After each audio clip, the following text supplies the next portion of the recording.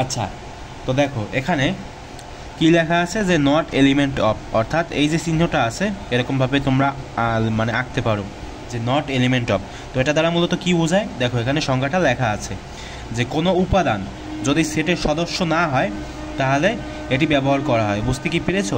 অনেকেই বুঝতে পারো না, বা মাথার ওপর থেকে গেছে। তো দেখো এখানে একটা উদাহরণ দিয়েছি আমি যে 5 নট এলিমেন্ট অফ বি, মানে কি এটা দ্বারা মূলত কি বোঝায়, এটা দ্বারা তোমার কি বোঝায়, এটা বোঝায় যে এই যে তোমার বি যে সেটটা আছে না, সেই বি সেটের উপাদান 5 কিন্তু বি সেটের কোনো উপাদান না, ঠিক আছে? সেটা মূলত এরকমভাবে প্রকাশ করা হয় যে 5 নট এলিমেন্ট অফ বি, ঠিক আছে? বুঝতে কি পেরেছো?